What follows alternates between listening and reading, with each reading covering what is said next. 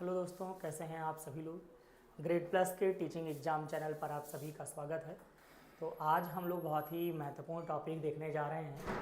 चित्रकला में जो हमारी राजस्थानी चित्रकला शैली है बहुत ही महत्वपूर्ण है, क्योंकि ये एक कह लीजिए कि जैन पाल और अपभ्रंश के बाद में वहाँ से निकली हुई एक महत्वपूर्ण कला शैली है और ये एक अपना अमिट प्रभाव छोड़ती है संपूर्ण भारतवर्ष पर। तो एक महत्वपूर्ण शैली को आज हम लोग जानेंगे। ठीक है, तो आप सभी लोग जल्दी से हमारे साथ जुड़ जाइए और अपने फ्रेंड सर्कल में भी शेयर कर लीजिए। फटाफट हम लोग एक जल्दी से जुड़ करके और इस क्लास को बहुत ही अच्छे से करते हैं और अंत तक हमारे साथ जुड़े रहिएगा आप सभी लोग, जिससे ये अच्छे से क्लास कंप्लीट हो पाए। ठीक है, देखिए थोड़ा एक बात और बता देता हूँ मैं। स्वास्थ्य खराब होने की वजह से हो सकता है कि बीच में खांसी आ जाए, तो उसको इग्नोर करिएगा, अपनी पढ़ाई पर कंटिन्यू रहिएगा। ठीक है, और एक बात और बता देता हूँ मैं, जिन बच्चों को मेरी क्लास पसंद आई वे लोग जो है दिए गए नंबर पे कॉल करके हमारी थ्योरी की क्लास ज्वाइन कर सकते हैं। आपको ये क्लास यूपी टीजीटी के रिस्पेक्ट में, डीएसएसबी के रिस्पेक्ट में कह दिया जाए, और चंडीगढ़ हो गया, अभी अल्टीग्रेड उत्तराखंड का आया हुआ है, ईएमआरएस हो गया, तो अल्टीग्रेड और जीआईसी में हम बात करें तो इन सभी जगह जहाँ पर, यहाँ तक कि बीपीएससी को भी ले लिया जाए, तो जहाँ भी कला एज ए सब्जेक्ट लिया जा रहा है, कला अध्यापक बनना है आप लोगों को, तो हमारे साथ जुड़ करके एक बहुत ही महत्वपूर्ण सेशन अपना कंप्लीट करें। और इसके साथ साथ यदि क्लास समझ में आती है तो आप सभी लोग क्लास ज्वाइन कर सकते हैं, हमारा कोर्स परचेज कर सकते हैं 50% डिस्काउंट के साथ। सिर्फ 500 रुपये में ये कोर्स आपको दिया जा रहा है। ठीक है, तो हम लोग ये टॉपिक स्टार्ट करते हैं। आज बहुत ही महत्वपूर्ण टॉपिक है आपके सामने, तो जल्दी से आप सब लोग ज्वाइन कर लें और अपने फ्रेंड सर्कल में शेयर कर लें। देखिए, राजस्थानी चित्रकला शैली एक मिनिएचर पेंटिंग है, आप सभी जान रहे हो। हमने मिनिएचर पेंटिंग ही आपकी स्टार्ट कर दी है। तो मिनिएचर पेंटिंग में राजस्थानी चित्रकला शैली जो कि 1550 ईस्वी से लेकर 1900 ईस्वी तक ये फैली रही और इसने अपना एक अमिट छाप छोड़ा संपूर्ण भारत पर। तो काफ़ी कुछ देखने को मिलता है, हम यहाँ पर इन चीज़ों को देखेंगे। उद्भव की बात आती है तो इनका जो ऐतिहासिक उद्भव की बात करें हम, तो कोटा जिले के अनड़िया, कोटा जिला है, वहाँ पर एक अनड़िया जो स्थान है, अनड़िया, दरा, बैराठ, आहड़ और भरतपुर जिले के दर नामक स्थानों के जो शैलाश्रय में आदिमानव द्वारा उकेरे गए रेखांकन, मिट्टी के बर्तन की कलात्मक कुकेरियाँ, ठीक है, इस प्रदेश की प्राथमिक चित्र परंपरा को उद्घाटित करती हैं। यानी कि ये ऐतिहासिक है, ये प्राचीन है, पुरातन मामला है। ठीक है, ध्यान रखोगे आप सभी लोग। आधुनिक हम बात करें तो इनका जो प्रादुर्भाव हुआ 15वीं सदी में अपभ्रंश शैली से हुआ है। अब क्लियर हो गया कि कहाँ से इनका प्रादुर्भाव हुआ। राजस्थानी जो चित्रकला शैली है बच्चों, वह अपभ्रंश शैली से ही बनी हुई है, अपभ्रंश शैली से ही फूटी हुई है और वहीं से ये निकली है, वहीं से इनका प्रादुर्भाव हुआ है। अपभ्रंश शैली का जो परिष्कृत एवं परिमार्जित रूप है वह राजस्थानी शैली है। देखिए, क्वेश्चन पूछा जाता है कि किसका परिष्कृत और परिमार्जित रूप है जो राजस्थानी चित्रकला शैली है। ठीक है, तो अपभ्रंश का ही ये परिष्कृत और परिमार्जित रूप है, ये आपको ध्यान में रखना होगा। बहुत ही महत्वपूर्ण बात है ये। 15वीं शताब्दी में भारत के इतिहास में हम बात करें तो धार्मिक सांस्कृतिक पुनरुत्थान की जो व्यापक लहर दौड़ी, उसी में ही इसका यहाँ पर कह लीजिए योगदान रहा। यानी उद्भव का, विकास की हम बात करें तो इस चित्रकला शैली का जो विकास, ठीक है, राजस्थानी चित्रकला शैली का जो विकास मिलता है हुआ जो है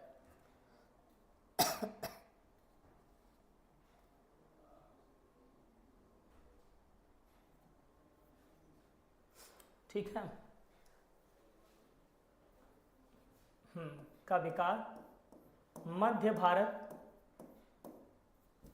विकास जो है वो मध्य भारत व राजस्थान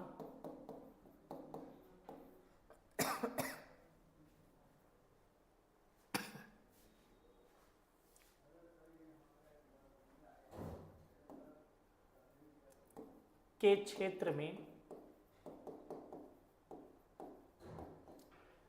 इस शैली का विकास हुआ है। इस शैली का जो पहला उदाहरण मिलता है वो 1451 का है। चित्रित किया गया है बसंत विलास। 1451 ईस्वी में एक चित्रित बसंत विलास जो है, ठीक है,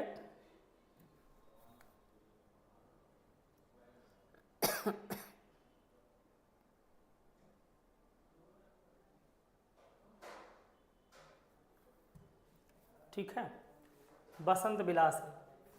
इसके बाद हम बात करें तो चित्रों में महापुराण, ठीक है, कुतुबन की मृगावती, बिल्हड़ की चौर पंचासिका, लौरचंदा, गीत गोविंद तथा रागमाला, ठीक है, आदि में इन शैली का जो क्रमिक विकास दृष्टिगोचर होता है, इन सभी से क्रमिक विकास हुआ है। ये सभी राजस्थानी चित्रकला शैली को ही मजबूती दे रही हैं, ठीक है। इनका जो विकसित रूप मिलता है, राजस्थानी चित्रकला शैली की हम बात करें तो इनका जो विकसित रूप है वो बिल्हड़ की चौर पंचासिका समूह के चित्रों से हुआ है। तो राजस्थानी चित्रकला का जो विकसित रूप देखने को मिलता है वो बिल्हड़ नामक महानुभाव हैं, जिनकी रचना चौर पंचासिका है। उनके चित्रों, चौर पंचासिका समूह के जो चित्र है वहां से देखने को मिलता है। खोज की बात करें तो खोज का जो श्रेय जाता है प्रसिद्ध कलाविद आनंद कुमार स्वामी को जाता है। ये प्रसिद्ध कलाविद हैं, ध्यान रखोगे, आनंद कुमार स्वामी प्रसिद्ध कलाविद हैं, इन्हीं को जाता है। और इन्होंने ही राजस्थानी शैली को खोजा है और अपनी किताब में राजस्थानी चित्रकला शैली के बारे में चर्चा की है। नामकरण की हम बात करें, राजस्थानी चित्रकला शैली नामकरण क्यों दिया गया, इसके बारे में भी घटना है। राजपूत पेंटिंग, ये आनंद कुमार स्वामी की अपनी किताब है, जिसमें इन्होंने राजस्थानी चित्रकला शैली के सबसे पहला जो वैज्ञानिक विभाजन किया है वो 1916 ईस्वी में किया। क्वेश्चन पूछा जाता है, इसलिए इसको ध्यान में रखोगे। इसे राजपूत शैली नाम दिया, ठीक है। इन्होंने इसे दो भागों में बांटा, पहला रहा मुगल शैली, दूसरा रहा राजपूत शैली, ठीक है। तो मुगल शैली तो आपका क्लियर हो गया, राजपूत शैली भी क्लियर हो गया, लेकिन राजपूत शैली कह देना उचित नहीं था। श्री रायकृष्ण दास इससे सहमत नहीं थे, ठीक है। तो कला मर्मज्ञ श्री रायकृष्ण दास, पद्मश्री राम गोपाल विजयवर्गीय, WG आर्चर,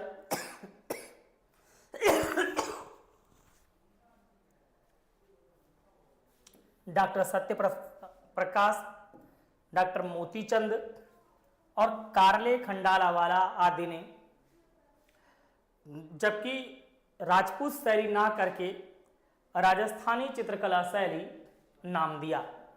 राजस्थानी चित्रकला शैली नामकरण पर बल दिया, अतः जो राजस्थानी चित्रकला शैली ही सबसे उपयुक्त मानी गई। तो इन सभी लोगों ने राजस्थानी चित्रकला शैली ही बताया हुआ है, ठीक है। तो ध्यान रखोगे, बहुत ही इंपॉर्टेंट बात है। इसके आगे की हम बात करें, नामकरण के बाद कुछ प्रमुख पुस्तकों की बात करें तो कुछ प्रमुख ग्रंथ है जो राजस्थानी चित्रकला शैली से संबंध रखती हैं और उनके रचनाकार हैं, ठीक है। यहाँ पर ध्यान देना होगा। पहली ग्रंथ है चौर पंचासिका,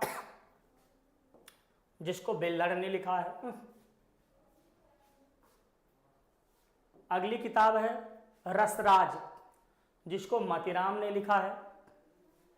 रसिक प्रिया, कवि प्रिया जो है वो केशवदास की है। रागमाला मुल्ला दाऊद की है। बारहमासा जयराज ने लिखा है। गीत गोविंद जयदेव की है। ये सभी किताबें राजस्थानी चित्रकला शैली में चित्रित की गई हैं। इन किताबों में चित्रण कार्य किया गया है जो कि राजस्थानी चित्रकला शैली से संबंध रखती हैं।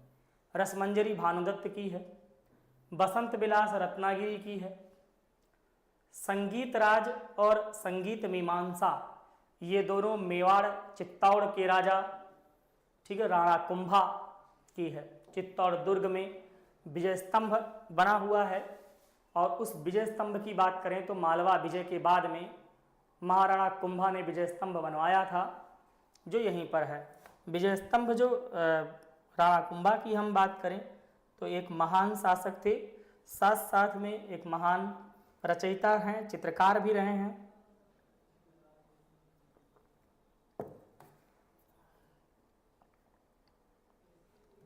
तो ध्यान में रखना होगा। इसके बाद में राजस्थानी चित्रकला शैलियों की उप शैलियाँ जो रही हैं उनको जानना बहुत जरूरी है क्योंकि यहाँ से क्वेश्चन बन जाता है।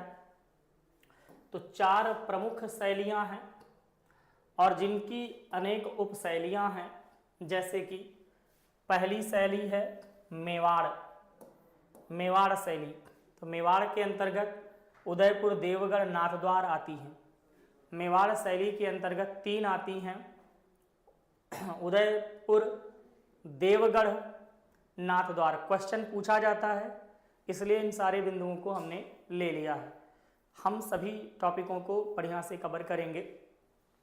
उदयपुर देवगढ़ नाथद्वार इन सब के बारे में बताएंगे, ठीक है। फिर बात आती है दूसरी वाली जो है वो है मारवाड़ शैली। दूसरी कौन सी है? मारवाड़ शैली है। तो दूसरी आपने क्या देखा? मारवाड़ शैली। जोधपुर, बीकानेर, किशनगढ़, अजमेर और नागौर, इसमें हम बात करें तो 5 शैलियाँ आती हैं। मारवाड़ के अंतर्गत 5 शैलियाँ आती हैं। जोधपुर, किशनगढ़, बीकानेर, अजमेर और नागौर। इसके बाद तीसरे नंबर पे है हड़ौती। तीसरे नंबर पे जो आती है वो हो जाएगी हड़ौती। हड़ौती की बात करें तो कोटा, बूंदी, झालवाड़ 3 हो जाएंगी। कोटा शैली, बूंदी शैली और झालवाड़ शैली। तो ये उप शैलियाँ हैं, ठीक है। तो ये ध्यान रखोगे। चौथी जो है वो ढूंढाड़ शैली है।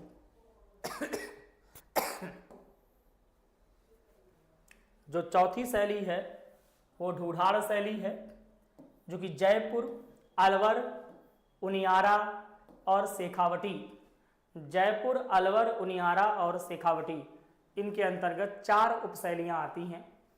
तो बच्चों मैं आपको क्लियर करूं, चारों शैलियों की जितनी भी उपशैलियाँ हैं उन सब के बारे में हम यहाँ पर बढ़िया से पढ़ेंगे और एक एक करके जानेंगे।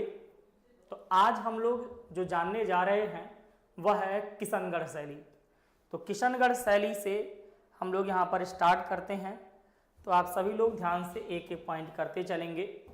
किशनगढ़ शैली की बात करें, बहुत ही महत्वपूर्ण शैली है ये किशनगढ़ शैली जो है, ठीक है। इसलिए हमने किशनगढ़ शैली को पहले उठाया है, ठीक। किशनगढ़ की बात करें, किशनगढ़ की स्थापना की बात करें तो आप सभी जान पाते हो किशनगढ़ शैली जो है वो मारवाड़ की उप शैली है, ठीक है। तो किशनगढ़ शैली किसकी है? मारवाड़ की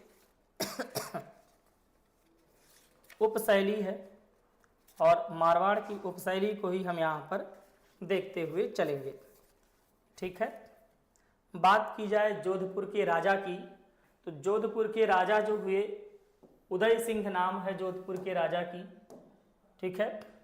उदय सिंह की बात करें तो उदय सिंह के 16 पुत्र हुए हैं, ठीक है। जोधपुर के राजा उदय सिंह के 16 पुत्र हुए और 16 पुत्र में जो 8वें नंबर का पुत्र है, 8वें नंबर का पुत्र जिसका नाम किशन सिंह है, किशन सिंह ने 1609 ईस्वी में, ठीक है, सैठोलाव नामक स्थान जीता।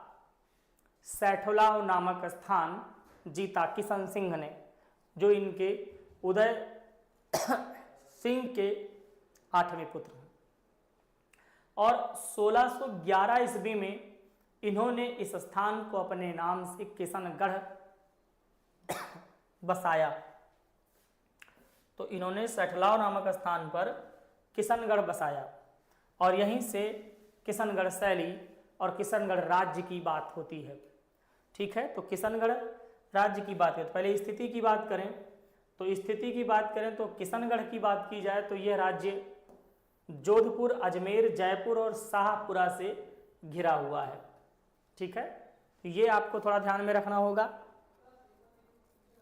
किशनगढ़ नगर जो है वो बड़ी इंपॉर्टेंट बात है, गुंदलाव झील के किनारे स्थित है। यहां से क्वेश्चन पूछा गया है। गुंदलाव झील, तो गुंदलाव झील के किनारे स्थित है। ये बात भी आपको ध्यान में रखना होगा।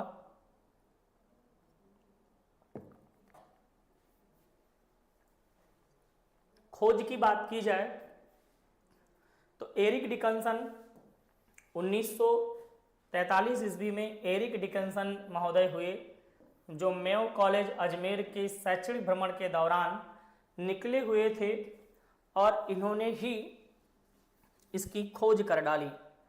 ठीक है, जो कि इसकी खोज की इन्होंने।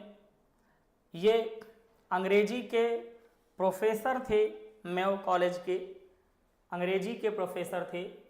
ये आपको ध्यान में रखना होगा। ठीक है, अंग्रेजी के क्या थे? प्रोफेसर थे ये। ठीक है, मेयो कॉलेज के अंग्रेजी के प्रोफेसर थे और ये ऐसे ही क्षेत्रीय भ्रमण पर निकले हुए थे और इन्होंने ही किशनगढ़ शैली की खोज की थी। ठीक है, तो ये ध्यान रखोगे। विकास यात्रा की हम बात करें तो किस प्रकार से विकास यात्रा हुई है। देखिए, किशनगढ़ की बात करें तो किशन सिंह के बाद हम बात करें तो सहसमल हुए।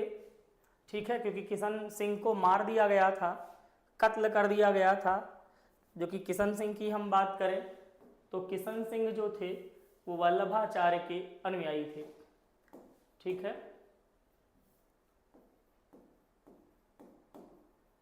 वल्लभाचार्य के अनुयायी थे। ठीक है, किशन सिंह जो थे वो वल्लभाचार्य के अनुयायी थे और नृत्य गोपाल की उपासना करते थे। नृत्य गोपाल की उपासना करते थे और इनका कत्ल कर दिया गया था। इसके बाद में सहसमल जो कि 1615 ईस्वी से 1618 ईस्वी तक शासन रहा। फिर जगमल आए 18 से 1618 इनका शासन हुआ। जगमल का 1829 1618 से, ठीक है, 1618 से 1629 तक रहा।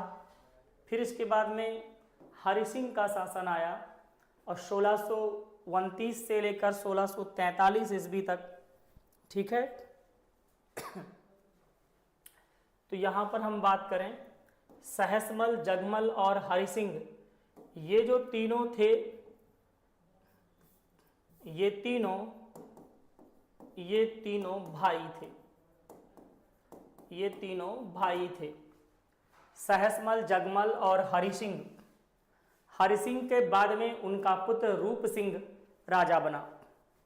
रूप सिंह, देखिए विकास यात्रा पर चर्चा कर रहे हैं, किस प्रकार से राज्य आगे बढ़ा और कैसे कैसे करके कलाकार किशनगढ़ में आते रहे। तो रूप सिंह की बात करें तो 1643 से 1658 ईस्वी की बात चल रही है।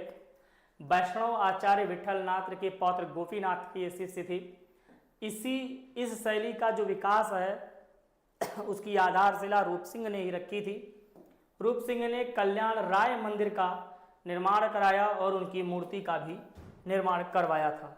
तो जो कला का आधार है वह रूप सिंह को माना जाता है। रूप सिंह के बाद मान सिंह हुए, जो उनके पुत्र हुए। मान सिंह उत्तराधिकारी बने, जो कि कवि और कला मर्मज्ञ थे। कवि थे और कला मर्मज्ञ थे। किशनगढ़ के कपड़ा भंडार में इनके कुछ चित्र विद्यमान हैं। ये क्वेश्चन पूछा जाता है, इसलिए सारे पॉइंट यहाँ पर रखे गए हैं बच्चों। ठीक है, हाँ, Tejas Masti ji very good evening. Priyanka Barnwal ji, हाँ वेरी वेरी गुड इवनिंग। सही बच्चों, आप सब लोगों को वेरी वेरी गुड इवनिंग। ठीक है, सब लोग बढ़िया से पढ़ते चलेंगे। देखिए किशनगढ़ शैली बहुत ही महत्वपूर्ण है, तो थोड़ा सा अच्छे से इसको देखते चलेंगे। राजस्थानी चित्रकला शैली की बात चल रही है और इसमें कई ढेर सारी शैलियाँ हैं जिनके बारे में हम सब कुछ चर्चा करेंगे अपनी अगली क्लास तक। 2-3 क्लास तक लगेंगे, इसमें सब पूरे कंप्लीट होंगे। ठीक है, लेकिन ध्यान से आप लोग पढ़ेंगे अच्छे से। देखिए उसके बाद राज सिंह आए जो कि मान सिंह के पुत्र हैं। ठीक है, धर्मपरायण रहे, परमवीर कवि और काव्य रसिक रहे, ये चित्रकार भी रहे। 33 ग्रंथ की रचना की है स्वयं इन्होंने। ठीक है, चित्रकार का अधिक से अधिक इन्होंने विकास किया। चित्रकारों का, जो चित्रकार आए उन पर ध्यान दिया इन्होंने। ठीक है प्रसिद्ध चित्रकार जो हुए सूर्यध्वज निहालचंद को अपनी चित्रकला का प्रबंधक इन्होंने बनाया। जो सूर्यध्वज निहालचंद हुए, निहालचंद को इन्होंने अपनी कला का प्रबंधक बनाया, जो कि एक महान कलाकार थे। उसके बाद में हम बात करें तो राज सिंह के पुत्र हुए सावंत सिंह, जो कि आपको पता होना चाहिए किशनगढ़ शैली जो है यहीं से फली फूली है।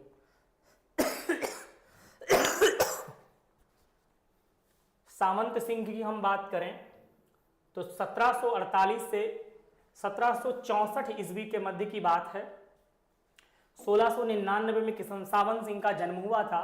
लेकिन सावंत सिंह को थोड़ा सा इंपॉर्टेंट में लेकर के पढ़ेंगे, क्योंकि क्वेश्चन यहाँ से कई बार पूछा गया है और पूछा जाएगा।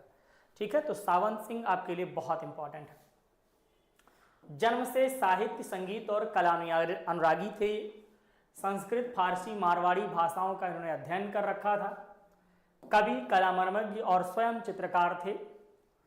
नागरी दास नाम से इन्होंने लगभग कितने 75 ग्रंथ लिखे थे। ये इनका उपनाम है जिसके नाम से ये काव्य रचना किया करते थे।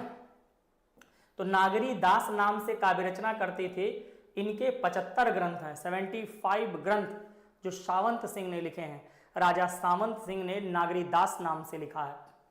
किशनगढ़ की लघु चित्र शैली के संस्थापक कौन थे? सावंत सिंह थे। क्वेश्चन पूछा जाता है तो ये इंपॉर्टेंट बात है। सावंत सिंह ही किशनगढ़ शैली के संस्थापक थे। और इनके गुरु की बात करें तो रणछोड़ जी थे इनके गुरु जी। ठीक है, इनके चित्र किशनगढ़ दरबार के जो निजी संग्रह है उसमें स्थित है। ठीक है, किशनगढ़ दरबार के निजी संग्रह में स्थित है। ठीक है, तो ये ध्यान रखोगे। प्रबंधक का मतलब होता है कि हेड कलाकार, इनके अंडर में कई कलाकार रहेंगे। तो सूर्यध्वज निहालचंद जो रहे हैं बहुत ही महत्वपूर्ण कलाकार हैं। अभी इनके बारे में हम आपसे बढ़िया चर्चा करेंगे। ठीक है, तो इनको प्रबंधक बनाया गया, इनको मैनेजर बनाया गया, इनको हेड बनाया गया।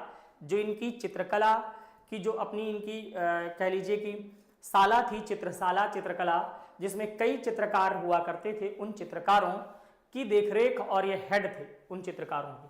ठीक है, तो ध्यान रखोगे। इसके बाद में हम बात करें यहाँ पे तो राधा कृष्ण की प्रेम लीला। ठीक है, राधा कृष्ण की प्रेम लीला इन चित्रों का प्रमुख विषय रहा है। इनके काल में किशनगढ़ चित्रशैली के विकास का स्वर्ण काल कहा जाता है। क्वेश्चन पूछा जाता है कि किशनगढ़ शैली के विकास का स्वर्ण काल कौन सा था? तो स्वर्ण काल जो था वो था राजा सावंत सिंह का समय।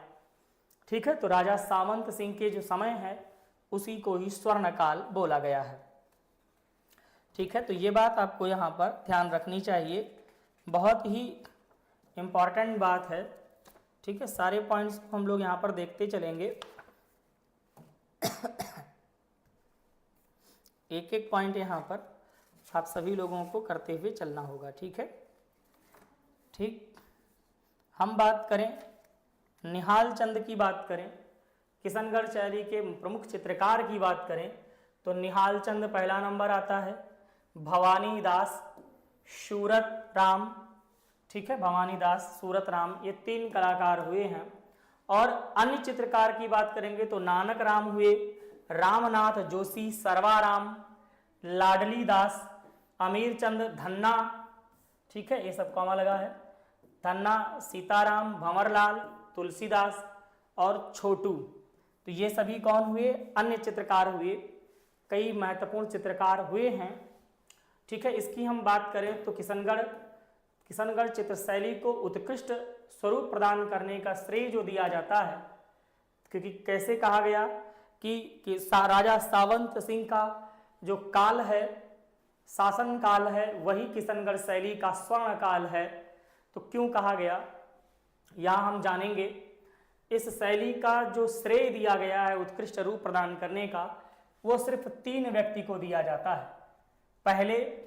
पहले व्यक्ति हैं कवि, चित्रकार, भक्त और कला प्रेमी स्वयं राजा सावंत सिंह। ठीक है, दूसरे व्यक्ति की बात करें तो दूसरे व्यक्ति की हम बात करेंगे तो महाराजा सावंत सिंह की प्रिया यानी पत्नी, जिनको हम बानी छानी कहते हैं। महाराजा सावंत सिंह की पत्नी यानी महाराजा सावंत सिंह की प्रिया बानी छानी। तो ध्यान रखोगे, बानी छानी की हम बात करें तो इनके वास्तविक नाम की बात करें, बानी छानी के वास्तविक नाम की बात करें तो वास्तविक नाम जो रहा है वो जरीना, कहीं कहीं पे मिलता है जरीना। ठीक है, लेकिन इनको बानी छानी ही बोला जाता रहा है। निहाल चंद जो हैं चित्रकार, मोरध्वज निहाल चंद, वो तीसरे व्यक्ति हैं। तो किशनगढ़ चित्रकला शैली में 3 ही ऐसे महत्वपूर्ण व्यक्ति हुए, जिनमें से स्वयं राजा सावंत सिंह, दूसरे नंबर पर उनकी पत्नी बानी छानी और तीसरे निहाल चंद। ठीक है, सावंत सिंह की हम बात करें तो स्वयं कृष्ण, अपने आप को कृष्ण मानते थे और उनकी पत्नी बानी छानी जो है वे स्वयं अपने आप को राधा मानती थी। और वही दोनों जो है आपस में राधा कृष्ण बनकर के उनके ही प्रेम लीलाओं का, यानी भगवान श्री कृष्ण जी के प्रेम लीलाओं का जो चित्रांकन किया है निहाल चंद ने, वो अद्वितीय है। और इनका ही एक अद्वितीय रूप आता है राधा बानी छानी। ठीक है, राधा बानी छानी जो कि निहाल चंद की एक रचना है, एक इनका चित्रण कार्य हुआ जो कि अद्वितीय सौंदर्य के कारण रूप चित्रण का आदर्श बन गई। भारतीय इतिहास में इनका बड़ा नाम है। बड़ा नाम इसलिए है क्योंकि इनको भारत की मोनालिसा कहा गया है। क्वेश्चन पूछा जाता है कि भारत की मोनालिसा किसे कहते हैं, तो बानी छानी राधा को बोला जाता है। पूछा जाता है कि बानी छानी कौन है, तो महाराजा सावंत सिंह की पत्नी बानी छानी है। बानी छानी का चित्रांकन किसने किया, यानी बानी छानी को बनाया किसने, तो निहाल चंद ने बनाया। कहाँ की घटना है, तो किशनगढ़ शैली की घटना है, किशनगढ़ की बात है। ठीक है, ये राधा का प्रतिरूप है, राधा का प्रतिरूप है। नागरी दास के काव्य में राधा के सौंदर्य का वर्णन का आधार है। तो नागरी दास का जो काव्य है राधा के सौंदर्य के वर्णन का आधार है, ये आपको ध्यान में रखना चाहिए। ठीक है, ये कागज पर टेम्परा माध्यम में बना है। बानी छानी जो चित्र है वह कागज पर बनी है टेम्परा माध्यम में, तो ये पॉइंट भी ध्यान रखोगे। और ये चित्र राष्ट्रीय संग्रहालय नई दिल्ली में सुरक्षित है। इनके द्वारा 1750 ईस्वी में चित्रित राधा कृष्ण का नौका विहार, ये भी एक चित्र है जो कि कागज पर टेम्परा माध्यम में बना है और नई दिल्ली संग्रहालय में सुरक्षित है।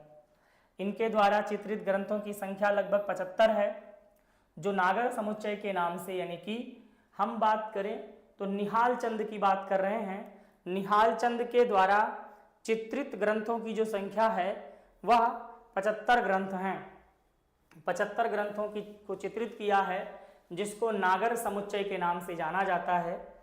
निहाल चंद द्वारा चित्रित नागरी दास का काव्य चित्रण 1735 से 1757 के बीच का है।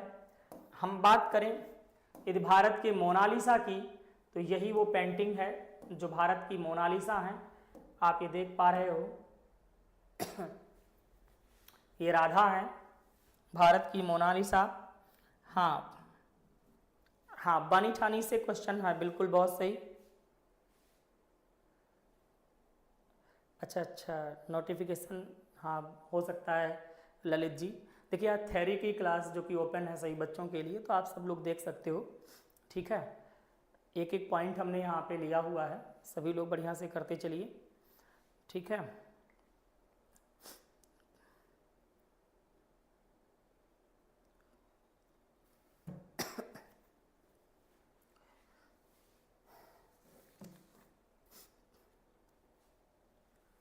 ठीक, तो ये है बनीठनी, पूरा चित्र आप देख पा रहे हो।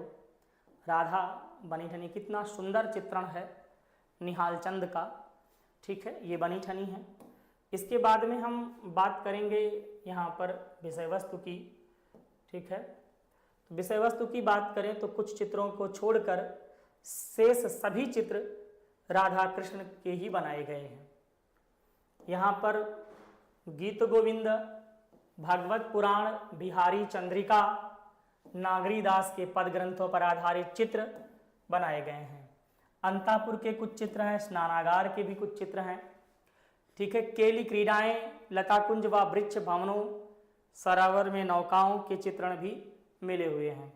प्रमुख चित्रों की बात करें हम यहाँ पर, तो प्रमुख चित्रों की हम बात करें तो प्रमुख चित्र बनीठनी का जो चित्र है वह बहुत इम्पॉर्टेंट है। चांदनी रात में संगीत गोष्ठी की एक चित्र मिलता है, संगीत गोष्ठी का, तो ये भी इम्पॉर्टेंट है। राजा राज सिंह का घोड़े पर चित्र है, ये भी इम्पॉर्टेंट है। सांझी लीला, रुक्मणी मंगल और लाल बाजरा कुछ ये चित्र हैं जो इम्पॉर्टेंट हैं। इनके अलावा भी और भी चित्र हैं जिन पर हम चर्चा आपसे करेंगे, जैसे कि रुक्मणी हरण का चित्र किशनगढ़ शैली में हुआ रुक्मणी हरण। दूसरा है खंजन के समान फड़कते नेत्र का चित्रण किया गया। खंजन के समान फड़कते नेत्र किशनगढ़ शैली में बना है। किशनगढ़ शैली को मार्बल नगरी के नाम से जाना जाता है, यह भी क्वेश्चन पूछा जाता है। नौका विहार करते हुए प्रेमी युगल, यह भी क्वेश्चन पूछा जाता है। नौका विहार करते हुए प्रेमी युगल किशनगढ़ शैली का एक उल्लेखनीय पहचान देता है, तो ये भी ध्यान रखोगे। किशनगढ़ पेंटिंग के लेखक जो रहे ई डिकिंसन, इन्हें ललित कला अकादमी नई दिल्ली में प्रकाशित किया गया था। ठीक है, तो ये सारी बातें आपको ध्यान में रखनी चाहिए। ठीक है, उसके बाद में हम किशनगढ़ शैली की विशेषताओं पर चर्चा करें तो किशनगढ़ शैली की बात की जाए तो यहाँ पर नारी सौंदर्य इस शैली की जान है, यानी प्राण है। राधा कृष्ण की आकृतियाँ तीक्ष्ण कटावदार हैं, तो ये भी एक बहुत ही महत्वपूर्ण बात है। जहाँ यहाँ चित्रों में बालों की एक घुंघराली मोटी लट मुखाकृतियाँ चित्रित की गई हैं। आगे की तरफ घुंघराली लट को दिखाया गया है। चटक रंगों का प्रयोग हुआ है, कहीं कहीं पर मिश्रित रंग का प्रयोग हुआ है। शरीर में हल्के गुलाबी रंग, आकाश में हल्के नीले, वनस्पति गहरे हरे रंग से बनाया गया है। तो ये कुछ विशेषताएं हैं, आपको ध्यान में रखना चाहिए।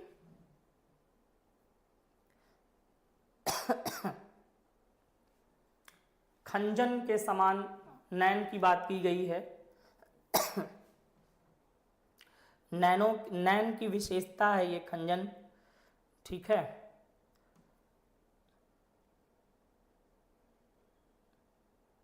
क्योंकि खंजन एक पक्षी होता है और उसकी जो आँखें हैं वो बहुत ही अच्छी होती हैं।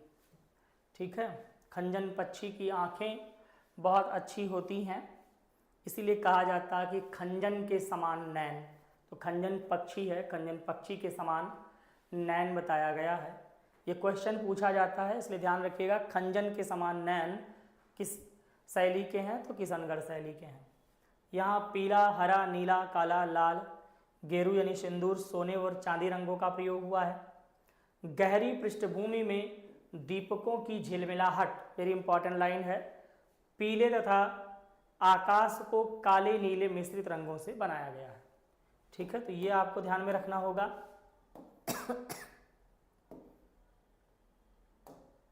पुरुष आकृतियों में हम बात करें तो प्रभावान मुखमंडल से युक्त, पतले अधरों वाली मुस्कान लिए फड़कन, ये पुरुष की बात चल रही है।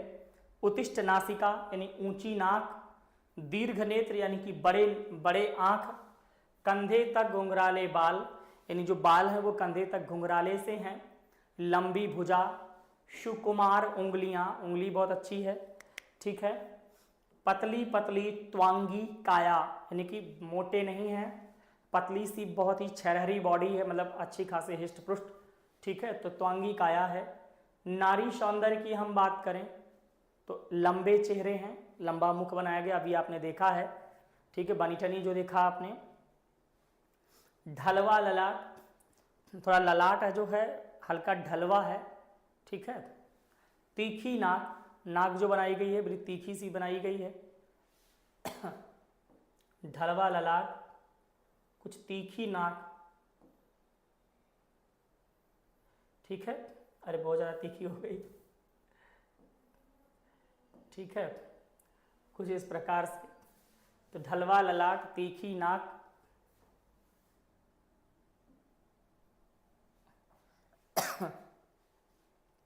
उभारदार होठ, बाहों तक लंबी आंखें, बड़ी आंखें बड़ी बड़ी सी, ठीक है, बड़ी बड़ी सी परली आंख, ठीक है।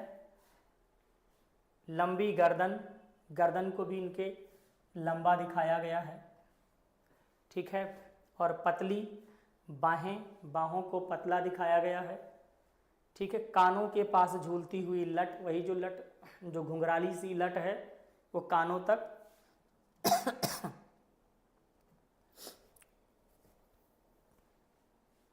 हाँ, अभ्रंग शैली, परली आंख जो है वो अभ्रंग शैली में दिखाया गया, बड़ी बड़ी सी, ठीक है, वेरी गुड। तो ये आपको समझ में आया। अब हम चलेंगे अगली शैली की तरफ जो कि बूंदी है। यहाँ तक आपने समझा। हाँ, परली जो परवल की फांक जैसी है परली आंख, वो अभ्रंश शैली की है, मैंने एक क्लास पिछली ली है, बताया है उसमें, ठीक है। तो बिल्कुल से ध्यान से आप समझ लीजिएगा सभी लोग।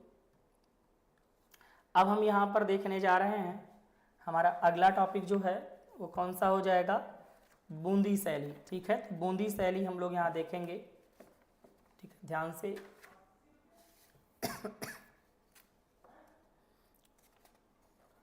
ठीक है, तो बूंदी शैली की हम बात करें, आप सभी लोग जानते हो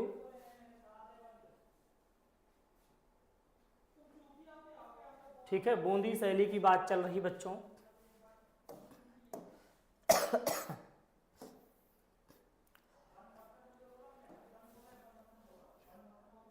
बूंदी शैली की बात करें तो ये हड़ौती की है, हड़ौती शैली की उपशैली है ये।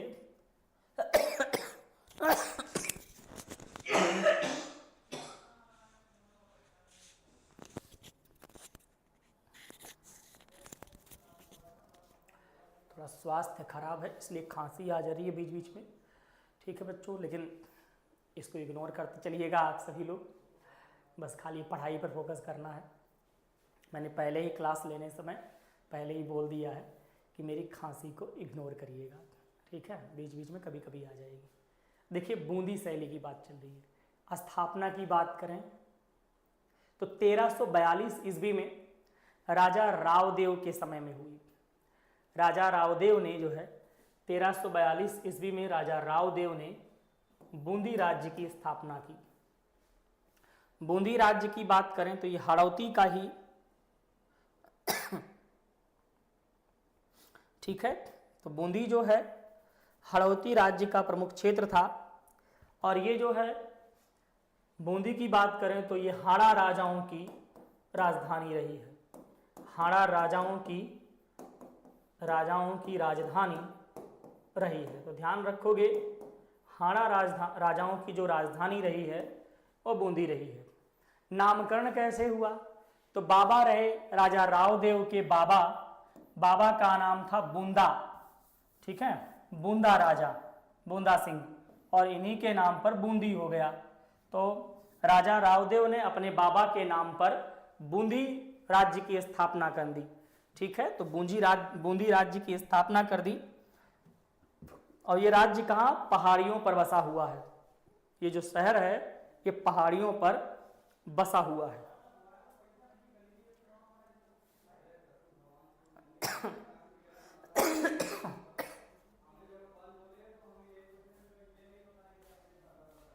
उत्तर में जयपुर और टोंक, उत्तर में जयपुर और टोंक, यानी उत्तर में कौन है, जयपुर है और टोंक है, पश्चिम में उदयपुर है, दक्षिण में और दक्षिण पूर्व की बात करें तो कोटा राज्य स्थित है, और इन सभी के बीच में बूंदी राज्य स्थित है बच्चों। तो इन सभी के बीच में क्या है, बूंदी राज्य स्थित है, और तो बूंदी राज्य को आपको ध्यान में रखना होगा। बात करें बूंदी राज्य के विषय वस्तु की, तो बूंदी शैली की जो विषय वस्तु रहे, खासकर रागमाला, रागमाला थोड़ा ध्यान रखोगे, नायक नायिका, बारहमासा, ऋतु चित्रण, कृष्ण लीला एवं रीतकालीन कवियों की रचनाओं से संबंधित चित्र यहाँ पर बनाए गए हैं। दरबारी दृश्य, ठीक है, अंतःपुर या रनिवास के भोग विलास युक्त जीवन, रासलीला, शिकार, होली, तीज, दशहरा, स्नान करती स्त्री, तो ये आपको ध्यान में रखना होगा। बूंदी शैली की विकास यात्रा पर हम चर्चा करें तो राजा हुए कुछ महान, जिसमें से, ठीक है, बूंदी की बात करें तो सुरजनहाड़ा के शासनकाल की बात आती है। सुरजनहाड़ा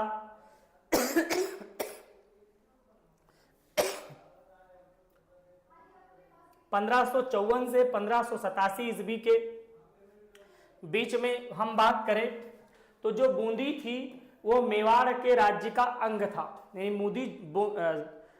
बूंदी जो है वो अलग स्वतंत्र राज्य नहीं था इनके समय तक, लेकिन 1561 ईस्वी में सुरजन ने अकबर की दासता स्वीकार की, जिससे इन्हें चुनार की जागीर प्राप्त हुई। सुरजनहाड़ा के पौत्र राव रतन सिंह, जो कि 1607 से लेकर 1631 ईस्वी तक राजा रहे, उन्होंने जहांगीर ने सर बुलंद राय की पदवी दे दी। ठीक है, इस प्रकार यहां तक की बात चलती रही। फिर राव रतन सिंह के पौत्र शत्रुसाल हुए। 1631 से लेकर 1650 ईस्वी तक बात की जाए तो अपने राज्य में सर्वप्रथम अनेक कलाकारों को लेकर आए। कौन? शत्रुसाल। शत्रुसाल यहां पर थोड़ा ध्यान रखोगे, इनके समय से थोड़ा चीजें आगे बढ़ने लगी। शत्रुसाल के बाद में भाव सिंह हाड़ा हुए, जो इनके पुत्र हुए 1658 से 1681 ईस्वी तक, जो कि कला प्रेमी थे, और इन्हीं के समय में कवि मतीराम ने ललित ललाम और रमराज की रचना कर डाली। तो यहां पर 1658 से 1651 ईस्वी की बात है। राजा भाव सिंह हाड़ा, हाड़ा राजाओं की राजधानी रही बूंदी। ठीक है, हाड़ा रानी भी हुई है, उनकी बड़ी कहानी है। ठीक है, तो राजपूतों का ये इतिहास काफी जानकारी वाला रहा है।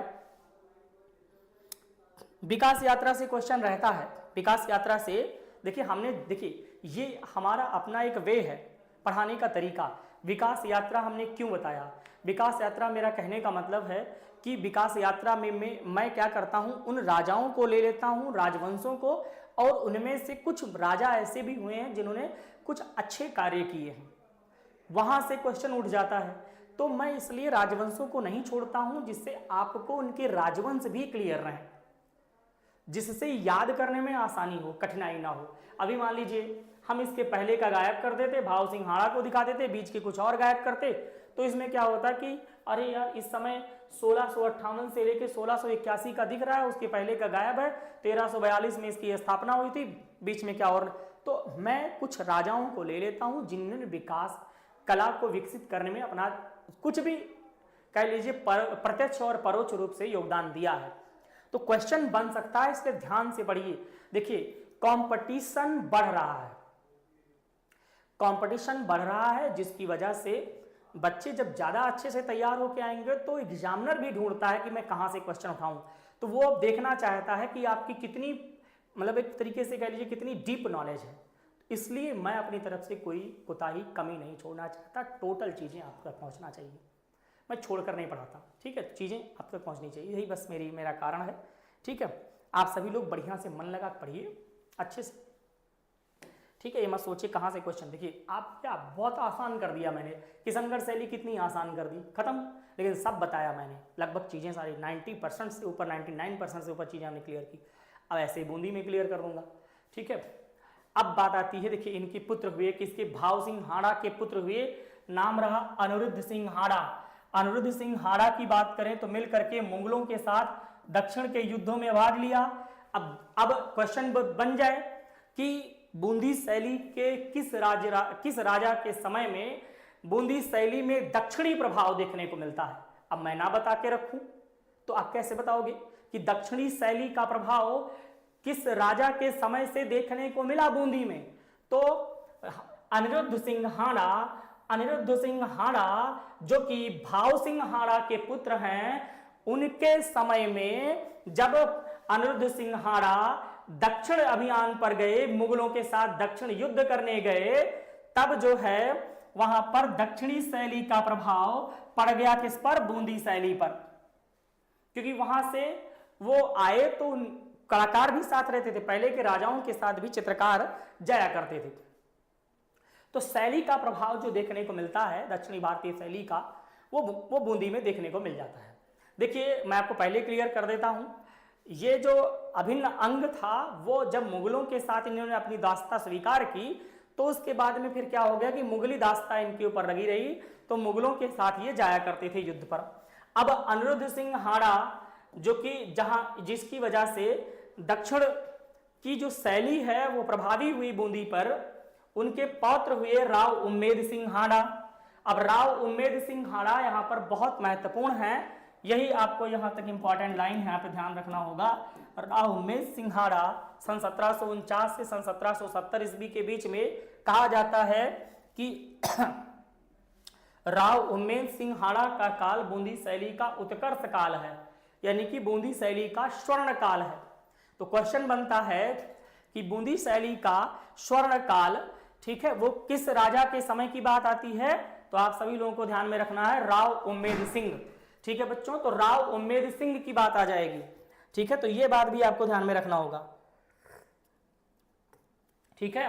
राव उम्मेद सिंह की बात करें तो जंगली सुअर, एक्चुअली राव उम्मेद सिंह शिकार के बहुत शौकीन थे, तो इनके मोस्टली जो चित्र मिले हैं वो शिकार वाले मिले हैं। यहां पर एक मिलता है कि राव उम्मेद सिंह का जंगली सुअर का शिकार करते हुए एक चित्र मिला है जो कि 1750 ईस्वी का है, और ये बूंदी शैली का उत्कृष्ट चित्र है। बूंदी शैली का ये क्या है? उत्कृष्ट चित्र है, ठीक है। 17वीं सदी में इस शैली के उत्कृष्ट चित्र बने, यानी राव उम्मेद सिंह का जब शासन आया उस टाइम पर उत्कृष्ट चित्र बने, इसीलिए राव उम्मेद सिंह के शासनकाल को ही बूंदी शैली का स्वर्ण काल कहा गया है, ठीक है। तो ये बातें आपको ध्यान में रखनी चाहिए, जो कि बहुत ही महत्वपूर्ण बात है। अब बात करेंगे हम प्रमुख चित्रकार की, तो चित्रकार सुरजन सिंह, रामलाल, साधुराम, अहमद अली, ये इनके चित्रकार हुए हैं। महत्वपूर्ण बात करें बिंदुओं पर, तो चित्रकार सुरजन सिंह द्वारा इस शैली को प्रोत्साहन मिला। इनके द्वारा चित्रित कुछ प्रमुख चित्र हुए, जैसे ग्रीष्म में हाथी, ये सुरजन सिंह का चित्र है। कांटा निकालती स्त्री, ये दोनों Prince of Wales museum Mumbai में सुरक्षित हैं। ये दोनों चित्र बूंदी शैली के सुरजन सिंह द्वारा बनाए गए चित्र, ये Prince of Wales museum Mumbai में सुरक्षित हैं, जो कि बहुत इंपॉर्टेंट बात है। यहीं पर एक और चित्र मिलता है, दूज का चांद देखते प्रेमी युगल।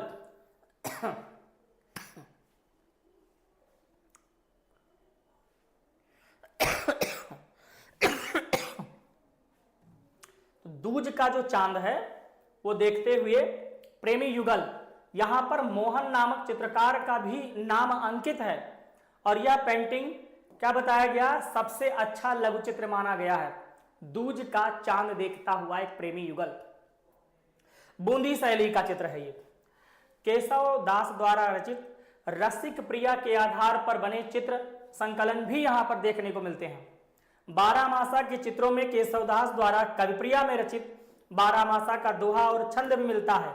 इसी प्रकार से हम बात करें, हाँ एक और बात जो क्वेश्चन बन के आती है कि इस शैली के जो चित्र हैं वो राज्य संग्रहालय लखनऊ, राज्य संग्रहालय लखनऊ में लखनऊ के चित्र संकलन में संकलित हैं ये। तो सर्वाधिक चित्र जो मिलते हैं वो राज्य संग्रहालय लखनऊ में मिलते हैं। ठीक है, सर्वाधिक चित्र जो मिले हैं वो राज्य संग्रहालय लखनऊ में है। ठीक है बच्चों, संपूर्ण बारहमासा जिसमें चैत्र से लेकर के फागुन मास तक का चित्रण किया गया है और उसमें नायक कौन है? कृष्ण है। इस शैली में बारहमासा, ठीक है, बारहमासा का सर्वाधिक चित्रण हुआ है। क्वेश्चन पूछा जाता है कि बारहमासा का सर्वाधिक चित्रण किसमें हुआ? तो बूंदी शैली में हुआ। 1692 ईस्वी का एक चित्र है बसंत रागिनी का, जो यही इसी शैली का है। इस शैली में दौड़ते हुए हाथियों का चित्र विशेष प्रसिद्ध है। 84 खंभों वाली छतरी यहां पर स्थित है। उमा महेश्वर के पूजन का एक चित्र भी है। ठीक है, अन्य चित्र कृष्ण के बंसी वादन का है। भगवान श्री कृष्ण जी के बंसी बजा रहे हैं, जो 1775 ईस्वी का चित्र है। ठीक है, तो ये सारे महत्वपूर्ण चित्र हैं, आपको इसको ध्यान में रखना चाहिए।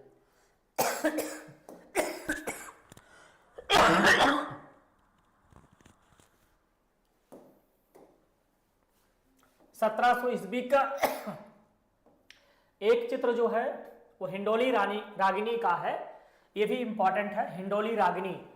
तो इनके महत्वपूर्ण जो चित्र हैं वो मैंने यहां पर उठा लिए हैं, आप सभी लोग इसको देखते हुए चलोगे। रागमाला की बात आती है तो कहा गया इस श्रृंखला में चित्रों के रूप में बूंदी के प्रारंभिक चित्र चुनार में बनते थे, जो कि चुनार की जागीर जो थी वो इनको मिली हुई थी, सुरजन सिंह हाड़ा को।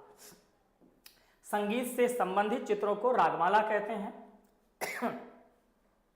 रागमाला के जो 3 लघु चित्र हैं वो राग भैरवी, राग दीपक और राग मालश्री हैं। तो ये आपको ध्यान में रखना होगा, राग भैरवी, राग दीपक और राग मालश्री। हम बात करें तो राग भैरवी में एक स्त्री को प्रातःकाल, और इलाहाबाद में इसका चित्र सुरक्षित है।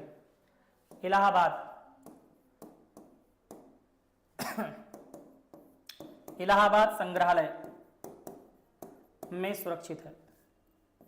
ठीक है, तो ये आपको ध्यान में रखना होगा। राग दीपक की हम बात करें तो राग दीपक की बात करें तो ये प्रारंभिक चित्र माना जाता है, दीपावली से संबंधित है ये।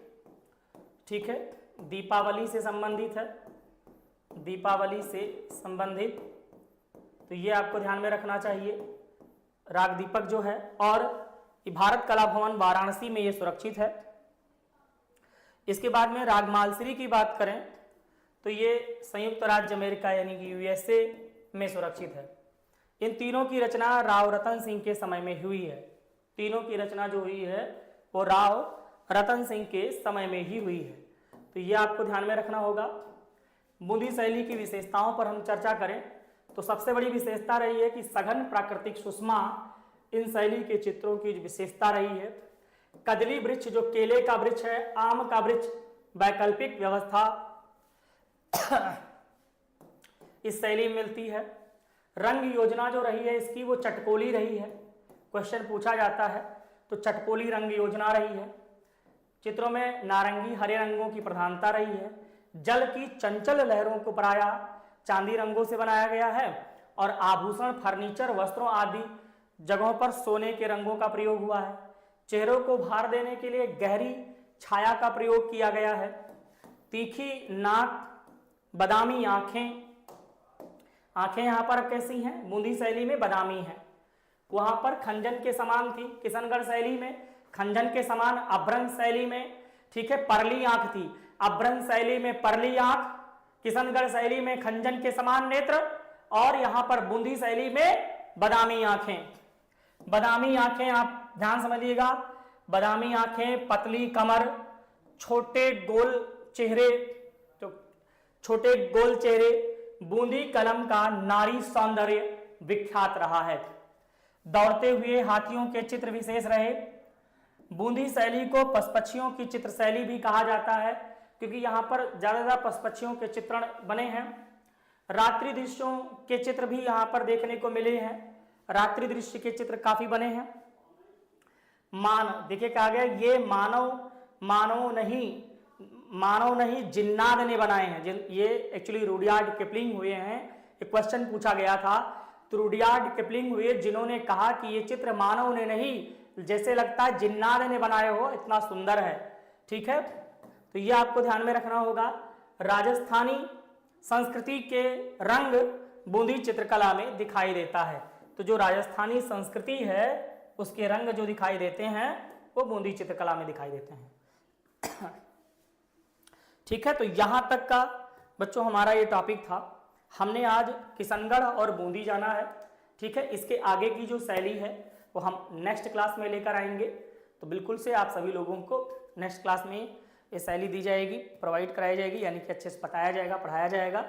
तो आप सभी लोगों से हम इतना ही कहेंगे बच्चों कि जिन बच्चों को मेरी क्लास बढ़िया से समझ में आ रही है और कंटेंट हमने सही रखे हैं और आपके लायक बढ़िया से क्लास है, बढ़िया मज़ेदार, तो आप सभी लोग दिए गए नंबर पे कॉल करके आप एडमिशन ले सकते हैं। 50% डिस्काउंट के साथ सिर्फ 500 रुपये में आपको कोर्स दे दिया जाएगा।